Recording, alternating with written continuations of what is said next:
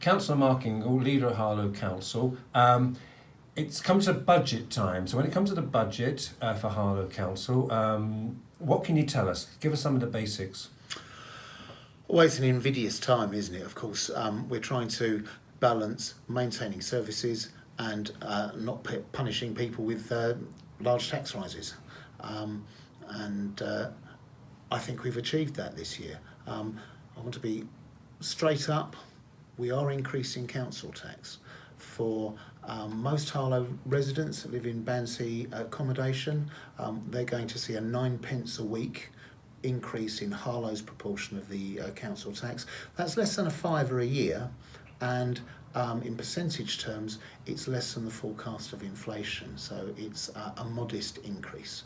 Can we just get straight for our readers? When it comes to council tax increases, there's the Harlow Council tax increase, but there may be other organisations as well involved here. Absolutely. When we deliver the council tax bill, but in fact we only get to keep around about 15p in every pound. The other 85p goes to Essex County Council and or to the Police, Fire and Crime Commissioner. So we only keep a small proportion of what we collect, and that's the bit that's going to go up by a fiver a year. So what are we getting for our increase? Well, for the 7th year on the trot, we are delivering no cuts to services whatsoever. So much loved facilities like Pets Corner, like the Playhouse, like the Leah Manning Centre, which delivers essential daycare for our oldest and most vulnerable residents and some respite for their families. They're now in our what's called our general fund budget. So they're protected and they will be funded into the future. But we're not just maintaining existing services, we're actually bringing more services back into council control. So we've brought the museum, Harlow Museum, back under council control, and we're going to invest money in that to make it a more exciting place to visit, and also use it to deliver some STEM, that's science, technology and maths education, to our residents and bridge the skills gap. House building. House building. Well, what I was just talking about, the day-to-day running of the council. We've got an ambitious capital investment programme. We have earmarked £12 million to develop new council housing for to address the needs of Harlow's residents that are on our housing needs list. We've earmarked £10 million for improvements to existing council houses. Things like loft insulation, things like new windows, better doors. So for those residents that are seeing those improvements, that 9p a week increase in council tax may be balanced, if not more than offset, by savings in their fuel bills. And of course that helps with our commitment to combat climate change. The cabinet papers for the budget don't come out for a couple of days. So is there anything hidden in there that you should tell us about now? No, there's more good news. We're investing £5.5 million into fire safety. That the Grenfell Tower inquiry hasn't fully reported yet. We don't know what they're going to say, but when they do say what needs to be done to improve fire safety, we're in a position to implement it fully because we've put that money aside, and we've invested £5 million in the Harlow Science Park as well, generating new high-quality jobs for Harlow residents. Does this have your imprint on it? You've now been council leader for well over a year now, isn't it? And do you feel that this has your imprint at all? I think it bears all the hallmarks of a Labour approach to values. We haven't cut any services, we don't want to. We haven't cut any jobs. In fact, there's been no redundancies either for 7 years. Indeed, we're employing 17 new people so we can better deliver services to council residents. So this is a Labour budget for a Labour authority, and I think the residents will appreciate the fact that whilst we are raising council tax by a very small amount.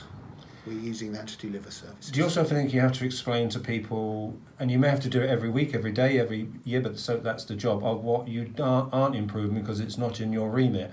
Indeed, I might say that, I believe you had a walk to here this morning and potholes. Potholes, well...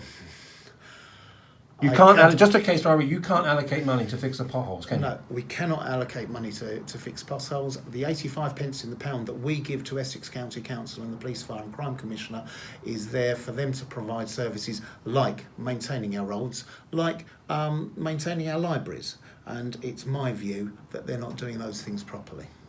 But coming back to what you have in your control, you are, at this point, if it gets voted through, you're pleased with what you're proposing? Yeah, I am pleased. And I think there's one real factor there that I haven't mentioned that underpins our ability to do this.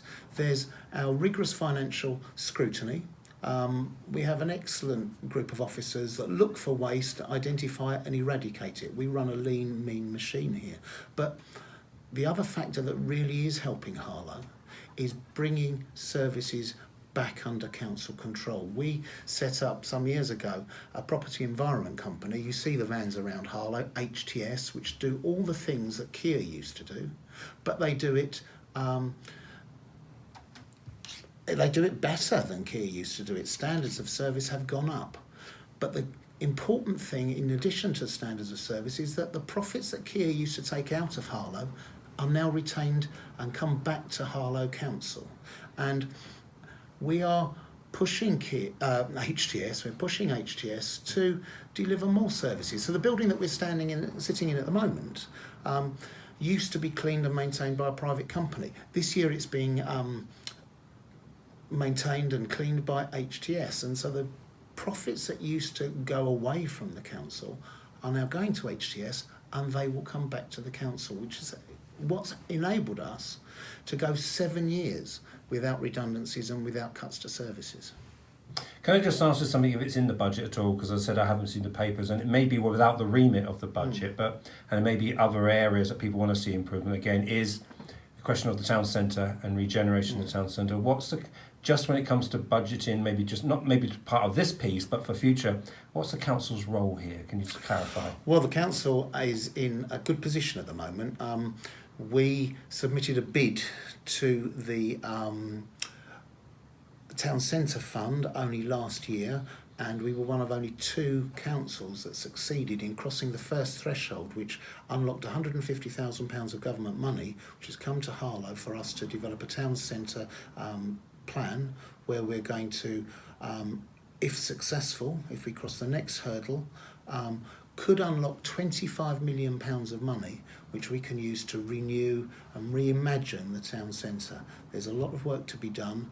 We're ambitious to get it done, and our hope is that we will be successful in unlocking that money. And you hope you'll be successful in getting this budget through? That we will wait and see, but yes, I hope so. It's a good budget, it's good news for Harlow.